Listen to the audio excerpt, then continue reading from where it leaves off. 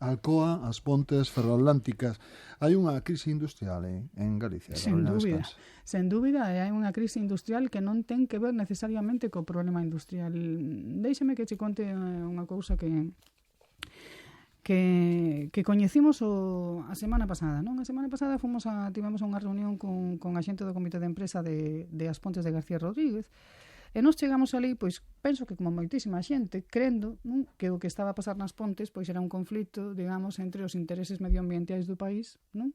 Bueno, pois precisamos deixar de ter unha central térmica altamente contaminante con enerxías fósiles, unha tensión de defensa do interese medioambiental do país frente aos intereses das familias e dos traballadores que están ali. Isto parecía un conflito clásico, non? Eu pensei, bueno, pois vamos a ver aquí pois unha situación dramática onde para defender a sostenibilidade medioambiental do país pois hai unha xente que ten que perder o traballo, non? Eso supoño que non era eu somente esa que pensaba eso, senón que penso que moitísima xente pensa que eso. E cando chegamos ali, nada que ver.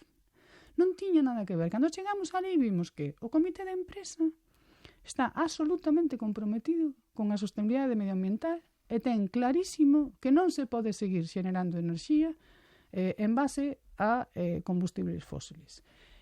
Entón, o que vimos é que eles mesmos teñenlle proposto, e de feito xa teñen feito, unha fase de experimentación a Endesa para facer a propia transición eles dende os combustibles fósiles a o emprego de lodos urbanos e lodos e restos das explotacións agrarias que poden supoñer o 40% do combustible que utiliza a central para seguir a producir a mesma enerxía.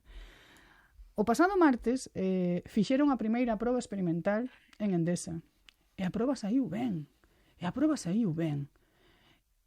E entón, pero entón o que por que Endesa e por que a empresa non quere facer esta transición que supón non somente xa comenzar a producir enerxía dun xeito limpo, senón entrar na economía circular, porque non é somente que deixes de contaminar, é que, ademais, o que estás facendo é desfacernos de lodos urbanos, de restos urbanos ou de restos agrícolas, que é imprescindible facer algo con eles, e temos esa capacidade.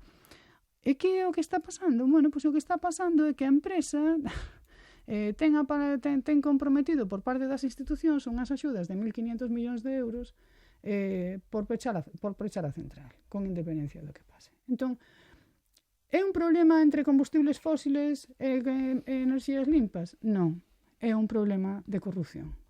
É un problema de se Endesa vai querer gañar o 60% de beneficios ao ano ou se quere gañar o 200 ou 300% ao ano. Esas son as paradoxas e esas son as cousas para as que temos que facer política con responsabilidade. Quedanos 30 segundos. Datos da EPA, parece ser que ven un frazo no desemprego. Que valoración fai máis país? 30 segundos. Temos que iniciar a transición enerxética ao cambio de modelo productivo ou senón a nosa economía non vai resistir a coyuntura do que ven.